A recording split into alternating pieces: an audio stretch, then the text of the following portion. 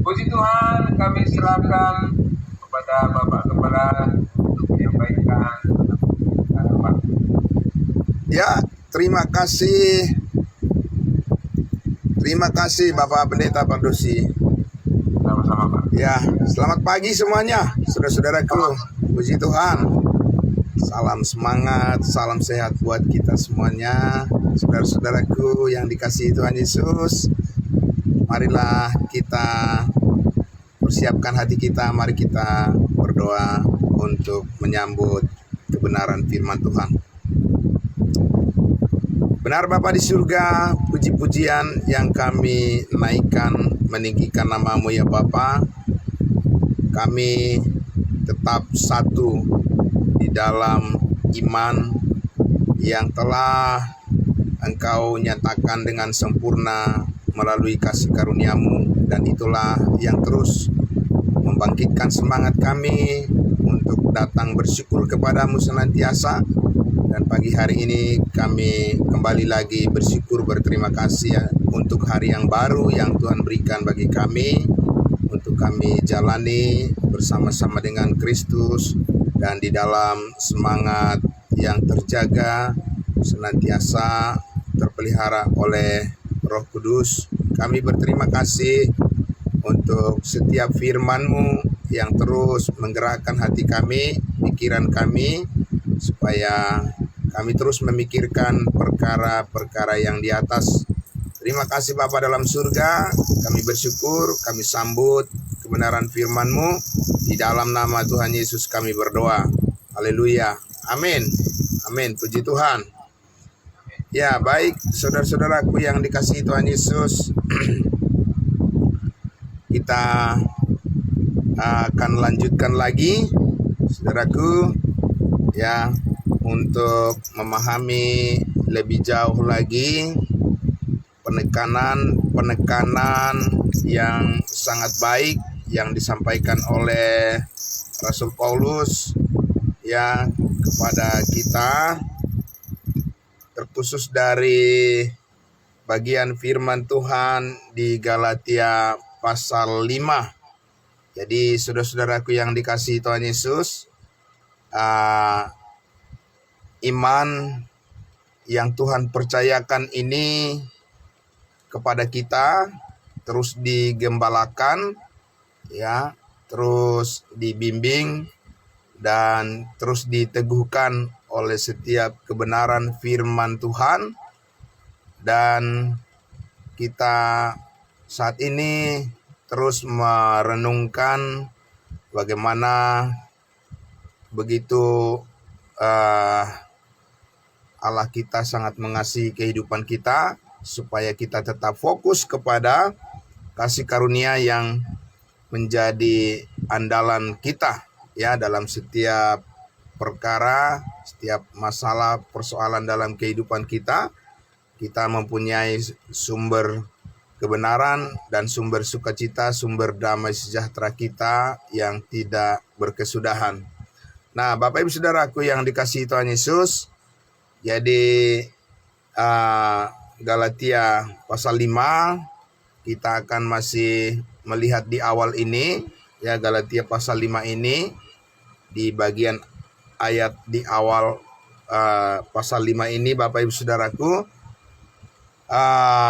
saya akan membaca sekali lagi agar kita lebih mendalami lagi tentang kesaksian Rasul Paulus mengenai pernyataan atau statement yang begitu bisa dikatakan ya sangat keras ya sebetulnya, penegasan daripada Rasul Paulus tentang kemerdekaan kita di dalam Kristus Yesus. Ini adalah keberuntungan kita untuk selama-lamanya dan kita tidak akan menukarnya ya Bapak Ibu Saudara. Ya, maaf sebentar. Ya, baik, saya akan membacakan untuk kita sekali lagi, Bapak Ibu Saudaraku. Kita akan melihat di ayatnya yang keempat nanti. Saya akan membaca dulu. dari Galatia pasal 5 ini dikatakan demikian, supaya kita sungguh-sungguh merdeka, Kristus telah memerdekakan kita. Karena itu, berdirilah teguh dan jangan mau lagi dikenakan kuk perhambaan. Sesungguhnya aku Paulus berkata kepadamu, jikalau kamu menyunatkan dirimu, Kristus sama sekali tidak akan berguna bagimu. Sekali lagi aku katakan kepada setiap orang yang menyunatkan dirinya bahwa ia wajib melakukan seluruh hukum Taurat. Kamu lepas dari Kristus jikalau kamu mengharapkan kebenaran oleh hukum Taurat. Kamu hidup di luar kasih karunia. Jadi Bapak Ibu Saudaraku, di sini ditampilkan ya pilihan ya bagi setiap orang. Saudara-saudaraku yang dikasihi Tuhan Yesus, karena hidup itu adalah pilihan. Jadi setiap orang, Bapak Ibu Saudaraku, akan menerima konsekuensi dari setiap pilihannya. Ya, tetapi di sini tentunya firman Allah memberikan kepada kita bimbingan untuk selalu memilih apa yang benar. Kenapa demikian? Karena Tuhan tidak menginginkan kita yang sudah hidup di dalam kasih karunia Tuhan ini, Allah tidak menginginkan kita mengalami kerugian lagi. Amin. Nah, itu sangat luar biasa Bapak Ibu Saudaraku ya. Itulah kasih Allah yang sangat luar biasa. Selalu mengingatkan ya kepada kita semuanya ya, sebagai orang-orang kudusnya Tuhan, bahwa Allah benar-benar mengarahkan dan membawa kehidupan kita yang sudah ditebus dengan harga yang mahal ini, dengan darah Kristus yang suci ini. Ya, Allah mau supaya kita selalu mengalami keberuntungan, keberhasilan di dalam kasih karunia-Nya. Dia tidak mau kita mengalami kerugian Bapak Ibu Saudaraku ya. Allah tidak mau kita ini mengalami penyesalan ya. Allah tidak mau kita mengalami kekecewaan, dan Allah tidak mau, benar-benar Dia menginginkan supaya kita bisa maksimal ya, bisa optimal dan maksimal di dalam memberdayakan pemberdayaan hidup kita di dalam kasih karunia ini. Saudara-saudaraku, Allah mau supaya seluruhnya hidup kita benar-benar kita persembahkan kepadanya menjadi persembahan yang berkenan dan yang kudus ya. Nah Bapak Ibu Saudaraku, jadi karena itulah setiap detail ya, setiap fokus daripada kebenaran yang harus kita jalani itu ditampilkan. Amin.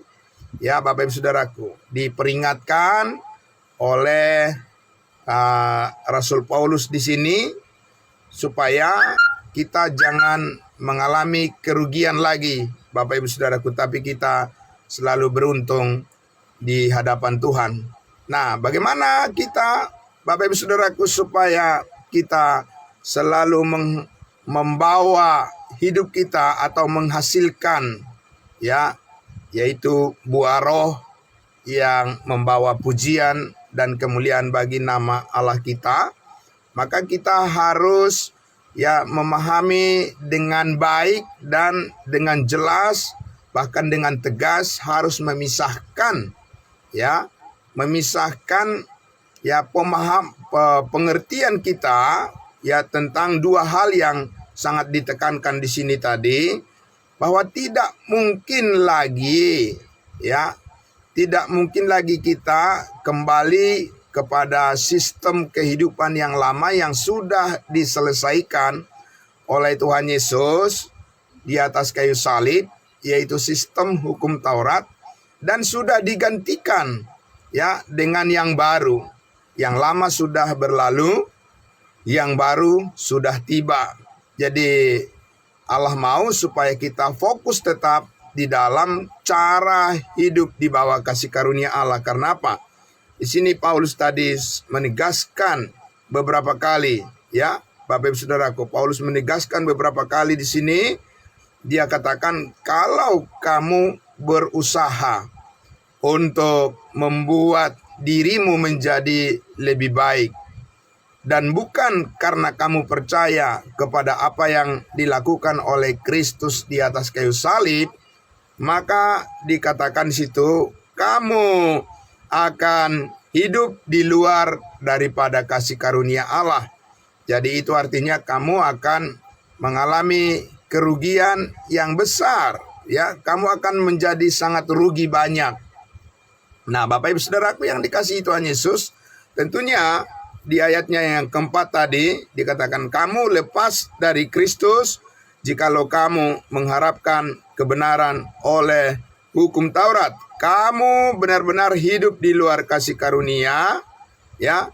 Jadi artinya di situ bahwa tidak sebagai orang-orang yang percaya, sebagai orang-orang kudusnya Tuhan, kita harus memahami dengan baik dan kita harus berpegang teguh pada pendirian yang benar. Kalau kita diselamatkan oleh kasih karunia Allah dan bukan karena usaha kita, maka dalam perjalanan kehidupan kita pun, dalam pelayanan kita pun, Bapak Ibu Saudaraku, juga adalah oleh karena kita bersandar pada kasih karunia Tuhan, bukan kepada ya kekuatan kita, bukan pada perbuatan-perbuatan kita. Dan apalagi kalau orang berpikir karena dia menaati hukum Taurat, maka dia akan menjadi lebih baik ya di hadapan Tuhan. Tidak, Bapak Ibu Saudaraku, ya. Nah, itu adalah pemikiran yang keliru. Ya, itu adalah pemikiran yang benar-benar sangat keliru. Karena apa? Saudara-saudaraku yang dikasihi Tuhan Yesus, jadi di sini orang yang mengharapkan bahwa karena dia melakukan hukum Taurat maka dia mendapat nilai yang benar di hadapan Tuhan, berarti dia sedang mengabaikan nilai, ya. Kan ini masalah nilai. Iman itu kan harus ada nilainya, Bapak Ibu Saudaraku. Amin. Iya. Jadi harus ada kualitasnya. Kualitas daripada iman itu adalah ketaatan. Nah, iman kita, Bapak Ibu Saudaraku, bergantung pada nilai ketaatan daripada Kristus. Amin. Bukan bergantung pada nilai ketaatan manusia. Tidak. Karena nilai ketaatan manusia itu tidak akan pernah mencapai sasaran yang sempurna sebagaimana yang Allah kehendaki. Jadi Tuhan sediakan jalan yang terbaik bagi kita, bagi semua manusia yang mau percaya kepadanya. Amin. Jadi Tuhan yang menyediakannya, bukan kita yang menyediakannya. Karena apa? Karena kita tidak sanggup. Nah, saudaraku yang dikasihi Tuhan Yesus, jadi perjalanan kehidupan di dalam kasih karunia Allah ini benar-benar itulah yang terbaik yang telah Tuhan pilihkan bagi kita, supaya kita konsisten dan kita terus menjaga kesetiaan kita, jangan sampai menyimpang kepada hal yang lain. Karena apa, Bapak Ibu Saudaraku? Karena manusia itu sangat mudah tergoda untuk jatuh kepada hal-hal yang buruk, yang tidak sesuai dengan kehendak Allah, Bapak Ibu Saudaraku, ya. Karena manusia itu rentan. Manusia itu sangat rentan. Oleh karena begitu banyak faktor yang dapat mempengaruhi pikiran dan hati manusia itu, ya, untuk kembali ke jalan yang lama, kembali ke jalan yang sudah ditinggalkan, kembali kepada kedagingan, kembali kepada kehidupan yang lama, dan kembali kepada sifat untuk bersandar pada kekuatan pikiran sendiri. Manusia itu sangat rentan, Bapak Ibu Saudara. Ya. Karena apa? Karena manusia itu sudah terlalu dalam jatuh ke dalam dosa. Ya, karena manusia itu sudah terlalu dalam terkubur oleh kuasa dosa dan kuasa maut. Sehingga Bapak Ibu Saudaraku, diperlukan kuasa yang lebih besar daripada kekuatan manusia. Kita membutuhkan kuasa yang lebih besar untuk mengangkat hidup kita ini, supaya berada pada posisi yang senantiasa berkenan di hadapan Tuhan. Amin. Ya Bapak Ibu Saudaraku, baik perkataan-perkataan kita, pemberitaan kita, pilihan-pilihan kita, Bapak Ibu Saudaraku, sikap hati kita membutuhkan pertolongan Tuhan, dan itu cukup bagi kita. Amin. Jadi ini Bapak Ibu Saudaraku, kalau kita lihat kasus jemaat Galatia ini kan, karena mereka ingin mencoba menambahkan lagi ketaatan mereka, sistem mereka beragama. Mereka berpikir itu akan menambahi kualitas daripada kehidupan mereka untuk menjadi lebih benar di hadapan Tuhan. Itu keliru. Itu keliru, sangat keliru itu. Itu sudah kembali lagi kepada cara yang benar-benar merugikan, dan itu harus dihentikan. Amin. Iya Bapak Ibu Saudaraku, itu harus dihentikan. Karena apa? Saudaraku yang dikasihi Tuhan Yesus, saya akan mengajak kita untuk melihat kenapa di sini Rasul Paulus itu sesudah Tuhan Yesus menyatakan terang benderang akan kebenaran Allah, kebenaran karena iman, kebenaran karena kasih karunia-Nya. Setelah dia menerima firman kebenaran ini, benar-benar Bapak Ibu Saudaraku, Rasul Paulus itu menyadari sedalam-dalamnya bahwa adalah sesuatu yang sangat membahayakan bagi kerohanian, bagi kehidupan manusia, kalau dicampur adukan, kalau berusaha mencampur adukan antara kasih karunia Allah dan hukum Taurat. Dan ini adalah merupakan pengalaman yang dialami oleh Rasul Paulus sendiri, dan ini bukan angan-angan, bukan ini bukan imajinasi, pendapat pribadi, atau sesuatu yang belum pernah dialami oleh Rasul Paulus. Ini adalah bersumber dari pengalaman dirinya sendiri, bahwa dia pernah menjalani kehidupan di dalam kesia-siaan. Oleh karena dia merasa bahwa dia merasa bahwa seseorang yang menjadi pribadi yang lebih baik di hadapan Tuhan karena dia mencoba menuruti hukum Taurat. Mari kita lihat Bapak Ibu Saudaraku di dalam Filipi pasalnya yang ketiga. Mari saudara-saudaraku kita lihat di dalam Filipi pasal 3. Ini adalah kesaksian daripada Rasul Paulus sebelum dia diselamatkan dan sesudah dia diselamatkan, bagaimana Tuhan Yesus membimbing hidupnya, bagaimana Tuhan mengarahkan hidupnya sejak dari awal bersandar kepada kasih karunia Allah, dan terus dia konsisten hidup berdasarkan kasih karunia Allah itu. Dia tidak menoleh ke kiri dan ke kanan, tetapi dia tegak lurus, berjalan berdasarkan iman di dalam kasih karunia ini. Saudaraku, saya akan membacakan bagi kita di Filipi pasal 3 dengan judul perikop di situ, dikatakan di situ kebenaran yang sejati. Berarti ada juga kebenaran yang palsu, yang sebenarnya bukanlah kebenaran. Nah, saudaraku yang dikasihi Tuhan Yesus, seperti ini kesaksian daripada Paulus tentang dirinya, baik di masa yang lalu masa sekarang, dan yang akan datang. Kita sudah pernah mendengar juga bahwa dimensi kehidupan kita ya melalui 3 masa, yaitu di masa yang lalu bagaimana kita hidup, dan masa sekarang seperti apa kita hidup bersikap, dan bagaimana kita yang akan datang.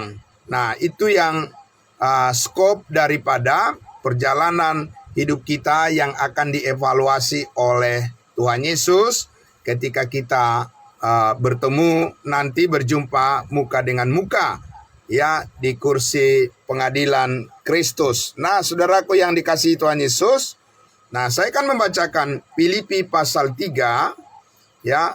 Filipi pasal 3, mulai saya akan baca saja dari ayatnya yang pertama ya.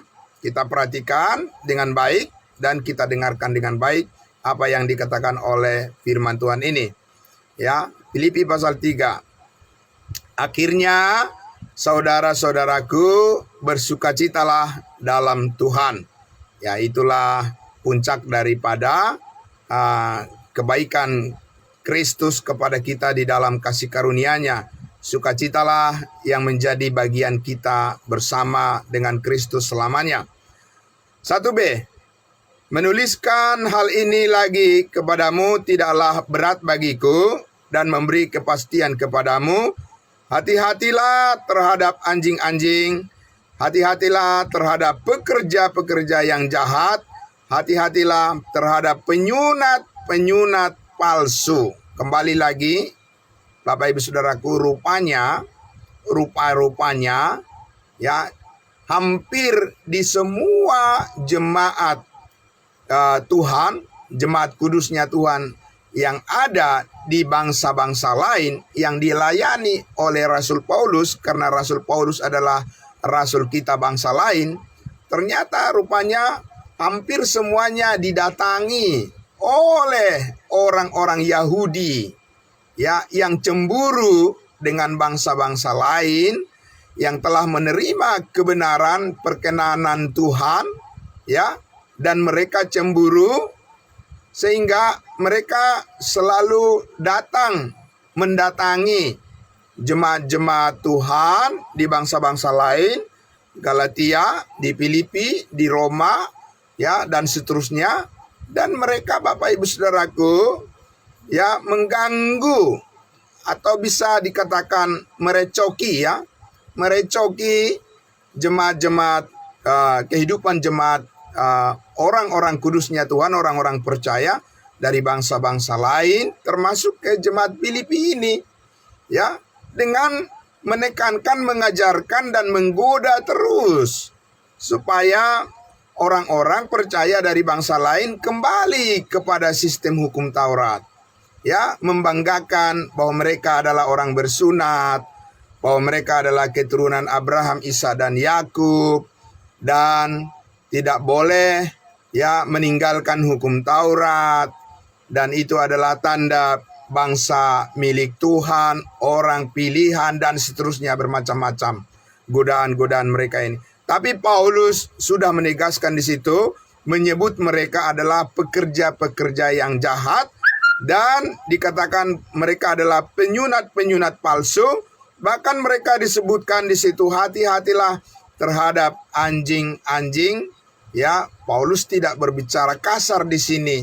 Ya, dia bukan berbicara tidak sopan di sini. Ya, karena kita percaya perkataan Rasul Paulus adalah firman Allah yang disertai dengan inspirasi daripada ilham daripada Roh Kudus. Nah, Bapak Ibu Saudaraku, jadi dikatakan di situ ayat 3, karena kitalah orang-orang bersunat yang beribadah oleh Roh Allah dan bermegah dalam Kristus Yesus, dan tidak menaruh percaya pada hal-hal lahiriah. Jadi Bapak Ibu Saudaraku, ya, kita adalah orang-orang yang berbangga. Berbangga dalam apa? Bukan berbangga di dalam hukum Taurat lagi, tapi kita berbangga di dalam Yesus Kristus, di mana kita sekarang bisa beribadah oleh karena pertolongan Roh Kudus, Roh Allah yang memampukan kita untuk bisa beribadah, bisa melakukan yang berkenan di hadapan Tuhan melalui kepercayaan kita kepada kerja kuasa Allah, yaitu kuasa Allah yang membangkitkan Yesus Kristus dari antara orang mati. Nah, jadi Bapak Ibu Saudaraku yang dikasihi Tuhan Yesus, karena itulah Paulus mengatakan itulah kecukupan bagi kita. Amin. Itu kecukupan bagi kita, dan kita tidak boleh menambahkan apa-apa lagi kepada yang sudah dikerjakan oleh Kristus Yesus bagi kita. Dan itulah yang memberdayakan, ya, bukan yang memperdayakan, memberdayakan, yang memampukan potensi, kapasitas, dan kemampuan kita untuk senantiasa hidup beribadah dengan benar kepada Tuhan. Nah, saudaraku yang dikasihi Tuhan Yesus, di ayatnya 4, sekalipun aku juga ada alasan untuk menaruh percaya pada hal-hal lahiriah, jika ada orang lain menyangka dapat menaruh percaya pada hal-hal lahiriah, aku lebih lagi. Jadi ini Paulus mengatakan, bukannya aku tidak mempunyai pengalaman kebanggaan-kebanggaan di dalam hal beragama, di dalam hal penampilan secara lahiriah, secara jasmani, secara duniawi. Jadi Paulus katakan, aku sudah dari sana. Amin. Ya, Paulus katakan, saya sudah dari situ. Jadi dia sudah tahu, ya, betapa rugi besar kalau orang menaruh percaya atau keyakinan kebanggaannya, ya, di atas dasar hal-hal yang sifatnya lahiriah atau duniawi. Nah, kita lihat Paulus mengatakan di ayatnya yang kelima, dia rinci sekarang kebanggaan dia di masa yang lalu, dan itu menjadi sesuatu yang sia-sia kalau dipandang saat ini berdasarkan kasih karunia Tuhan. Ayat 5, contohnya apa? Kebanggaannya disunat pada hari ke-8 dari bangsa Israel, dari suku Benjamin, orang Ibrani asli. Tentang pendirian terhadap hukum Taurat, aku adalah orang Farisi. Jadi saudaraku, ya, Paulus katakan, ya, tentang menaati hukum Taurat, dia disunat pada hari yang ke-8. Ya, sama seperti Yesus Kristus disunat pada hari yang ke-8. Karena itulah aturan daripada hukum Taurat, bukan disunat sesudah besar, sesudah bertahun-tahun lahir, Bapak Ibu Saudaraku, apalagi sesudah dewasa secara fisik. Itu nggak sesuai dengan aturan hukum Taurat, itu pelanggaran namanya, ya. Tetapi yang benar memenuhi standar Tuhan adalah kalau menuruti hukum Taurat itu harus disunat pada hari yang ke-8. Ya, jadi kalau ada orang yang ingin hidup di bawah hukum Taurat dengan perintah-perintah hukum Taurat zaman sekarang ini, apa dia disunat pada hari yang ke-8? Ya, jadi itu tidak boleh berdusta kepada Tuhan dengan seenaknya, ya, untuk menentukan sendiri bagaimana cara menaati perintah-perintah Tuhan itu. Ya, semua hukum mempunyai juklak, mempunyai petunjuk pelaksanaan. Jadi bukan seenaknya orang melakukan hukum itu.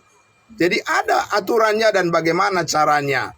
Nah, saudaraku yang dikasihi Tuhan Yesus, caranya menaati hukum Taurat itu sudah dijelaskan oleh Paulus di situ, bahwa dia sendiri pernah mengalami yang sesuai, yang sepadan dengan tuntutan hukum Taurat itu. Dia disunat masih pada hari yang ke-8, dan dia adalah dari bangsa Israel, dari suku Benjamin, orang Ibrani asli. Tentang pendirian hukum Taurat, dia adalah seorang Farisi. Betapa bangganya dia pada saat itu, betapa bangganya Saulus pada waktu itu. Bangga dengan apa? Dia bukan bangga dengan salib Kristus, ya, saudaraku. Dia bangga dengan perbuatan-perbuatannya sendiri, dia bangga dengan ketaatan dirinya sendiri, bahwa dia sudah lebih daripada orang lain. Karena hanya dia menuruti beberapa dari tuntutan daripada hukum Taurat itu, dia sudah bangga bahwa dia adalah sudah menjadi orang yang saleh, melebihi daripada orang lain. Bapak Ibu Saudaraku, itu menurut manusia, penilaian manusia itu.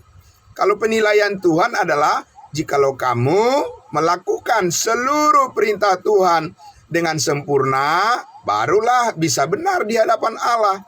Dan siapa yang dapat melakukan itu? Tidak satu pun, kecuali hanya Yesus Kristus Tuhan kita. Dialah yang mencapai tingkat kesempurnaan melakukan perintah-perintah hukum Allah.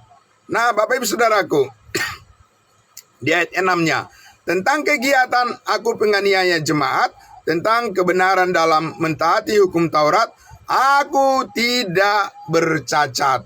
Bayangkan Bapak Ibu Saudaraku yang dikasihi Tuhan Yesus, sampai berani Paulus menyatakan bahwa dia pernah di posisi orang yang sangat dibanggakan, di posisi orang yang sangat diandalkan dan dipuji-puji, dipuja-puja, dipuji-puji oleh orang lain.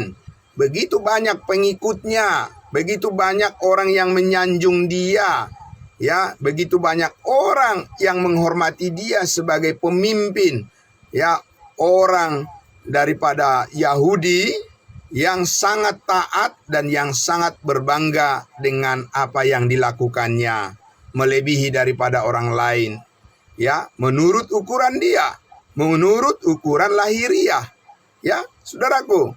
Tetapi kita lihat, saudaraku, ada hal yang sangat luar biasa, ya, yang mengubah semuanya, mengubah semua masa lalu Paulus, masa lalu Saulus. Ayat 7 dikatakan, tetapi apa yang dahulu merupakan keuntungan bagiku, kebanggaan baginya yang dibangga-banggakan oleh Saulus dulu, sekarang kuanggap rugi karena Kristus. Bapak Ibu Saudaraku yang dikasihi Tuhan Yesus, berputar 180 derajat pandangan itu dari cara pandang yang lama kepada cara pandang hidup yang baru. Amin.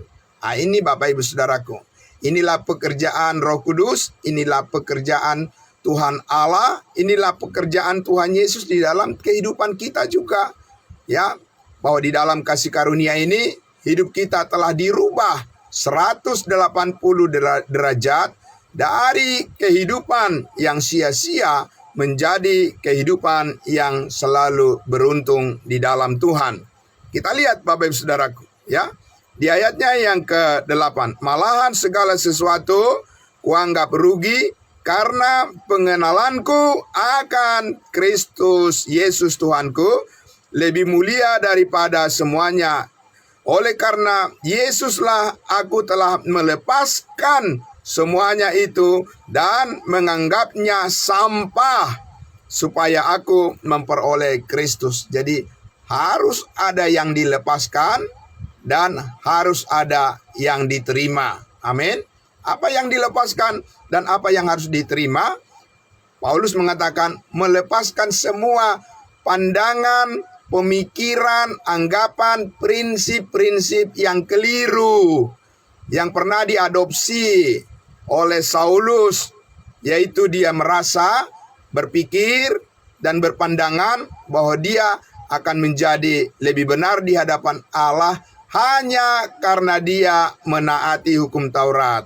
Bapak Ibu Saudaraku yang dikasihi Tuhan Yesus, tetapi sesudah Yesus Kristus memperhadapkan dirinya kepada Saulus di jalan ke Damsyik, ketika Saulus dengan beringas, ketika dia menyala-nyala amarahnya untuk membunuh, menganiaya para pengikut Yesus Kristus, disitulah Tuhan Yesus menangkap dia dan memperkenalkan, menunjukkan wajah Kristus yang surgawi dan menyatakan, mempercayakan kasih karunia-Nya kepada Saulus. Disitulah Saulus menerima anugerah Allah, menerima kasih karunia Allah, bukan lagi dengan perbuatan-perbuatannya dan ketaatannya. Tuhan Yesus mengatakan kepada Saulus, Saulus, Saulus, akulah yang engkau aniaya itu. Dan sekarang aku memilih engkau untuk menjadi pemberita kasih karuniaku kepada bangsa-bangsa lain. Sampaikan kepada bangsa-bangsa lain bahwa mereka tidak hidup di bawah hukum Taurat, tapi mereka semua harus hidup di bawah kasih karunia Allah yang didasarkan pada iman kepada pekerjaan Yesus Kristus yang sudah selesai. Nah, maka sekarang Bapak Ibu Saudaraku, dikatakan oleh Paulus di ayatnya yang ke-8 tadi, bahwa sekarang dia menganggap adalah suatu kerugian yang besar. Dia sudah menghabiskan waktunya dengan sia-sia, Bapak Ibu Saudaraku, dengan bersandar pada pikirannya sendiri, bersandar pada perbuatan-perbuatannya sendiri, dan itu adalah suatu perbuatan yang sia-sia, yang sangat merugikan. Jadi Paulus tidak mau lagi orang-orang percaya kembali kepada cara berpikir yang keliru itu. Paulus tidak mau kembali lagi kepada cara hidup yang masa yang lalu, di mana dia hidup pada saat itu adalah ternyata di dalam kegelapan, bukan di dalam terang. Tapi sekarang saudaraku, yang dia katakan di ayatnya yang ke-9, dan berada dalam Yesus bukan dengan kebenaranku sendiri karena mentaati hukum Taurat, melainkan dengan kebenaran karena kepercayaan kepada Kristus, yaitu kebenaran yang Allah anugerahkan berdasarkan kepercayaan, bukan berdasarkan perbuatan. Bapak Ibu Saudaraku yang dikasihi Tuhan Yesus, karena kepercayaan kita kepada Yesus Kristus, itulah yang diperhitungkan oleh Allah saat ini sebagai kebenaran. Dan kebenaran itu adalah kebenaran Allah, bukan kebenaran kita, bukan perbuatan kita, tapi itu adalah hasil daripada perbuatan Allah yang dinyatakan melalui pengorbanan Yesus Kristus di atas kayu salib. Jadi saudaraku, jelas sekali di ayatnya yang ke-10 dikatakan di situ, yang ku kehendaki ialah mengenal Yesus Kristus dan kuasa kebangkitannya dan persekutuan dalam penderitaannya, di mana aku menjadi serupa dengan Yesus dalam kematiannya. Bapak Ibu Saudaraku yang dikasihi Tuhan Yesus, jadi di sini kita lihat Paulus mempunyai fokus yang baru, yang benar-benar tertuju kepada pengenalan akan Kristus dengan cara yang baru. Saya ulang sekali lagi, pengenalan akan Yesus Kristus sebagai Tuhan dan Juru Selamat dengan cara yang baru, pengenalan yang baru, yaitu Yesus Kristus yang sorgawi. Yesus Kristus yang sorgawi, yang mempunyai kebenaran yang sempurna, yang dinyatakan saat ini melalui pemberitaan kabar baik tentang salibnya, tentang kebangkitannya bagi setiap orang saat ini yang percaya. Sekali lagi, bagi setiap orang yang percaya kepada kasih karunia Allah itu memperoleh hidup yang kekal, dan di dalamnya segala berkat surgawi dikaruniakan oleh Yesus Kristus sebagai jalan hidup bagi kita setiap orang yang percaya. Sehingga saat ini Bapak Ibu Saudaraku yang dikasihi Tuhan Yesus, disitulah Paulus mengatakan fokus kepada hal ini. Fokus, jangan menyimpang ke kiri dan ke kanan, karena itulah hidup yang dihargai oleh Tuhan. Itulah yang bernilai, yang berkualitas, yang berharga di hadapan Tuhan. Kita harus tetap jaga dengan baik. Supaya apa? Supaya keberuntungan di dalam Tuhan adalah menjadi milik kita setiap saat, setiap hari, sampai kita berjumpa muka dengan Tuhan Yesus kelak. Maka saudara-saudara dan saya kebanggaan kita adalah kebanggaan karena iman, bukan kebanggaan karena usaha dan perbuatan kita. Saudara-saudaraku yang dikasihi Tuhan Yesus, maka kita melihat di sini hal yang sangat luar biasa tadi disampaikan.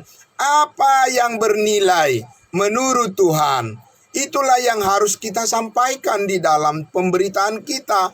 Apa yang bernilai? Salib Kristuslah yang bernilai tinggi, dan itulah berita yang paling berharga, dan disitulah Tuhan menempatkan kuasanya yang mengubah setiap hidup orang yang percaya kepadanya saat ini. Amin. Jadi kita Bapak Ibu Saudaraku yang dikasihi Tuhan Yesus adalah orang-orang yang sangat beruntung mengenal kasih karunia Tuhan ini. Dan kita tidak mau rugi lagi dalam hidup kita ini. Amin.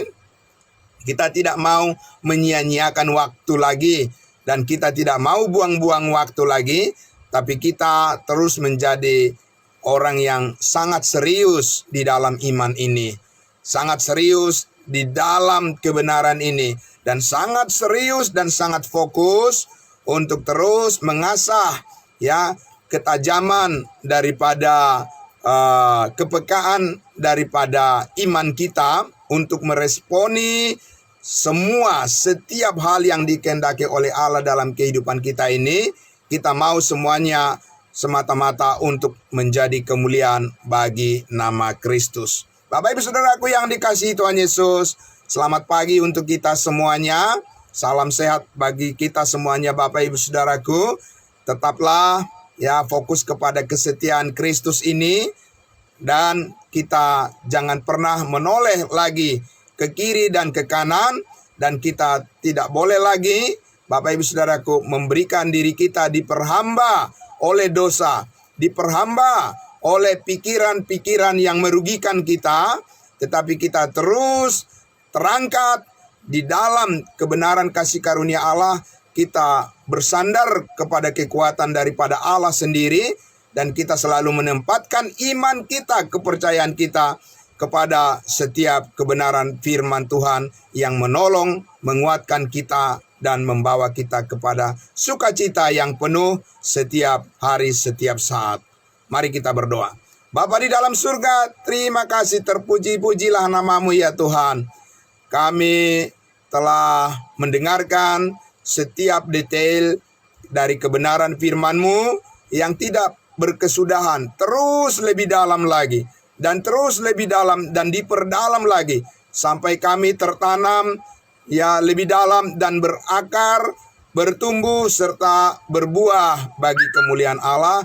Roh Kuduslah yang mengerjakan semuanya ya Bapa di surga, dan diberkatilah semua saudara-saudara kami yang telah berkenan untuk memberikan waktu mengambil keputusan di pagi hari ini untuk kami bersama-sama bersekutu, bersama-sama kami mendengarkan kebenaran firman-Mu, dan bersama-sama kami memberikan hati dan pikiran kami diterangi oleh setiap kebenaran firman-Mu untuk membawa kami kepada keberuntungan hidup yang sudah kami miliki, dan yang lebih banyak lagi yang Tuhan akan karuniakan bagi kami semuanya, setiap kami yang selalu setia kepada kebenaran-Mu.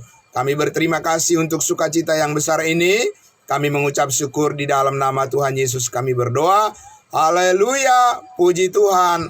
Amin. Amin. Terima kasih saudara-saudaraku. Selamat pagi. Selamat beraktivitas. Tuhan Yesus memberkati. Terima kasih. Salam.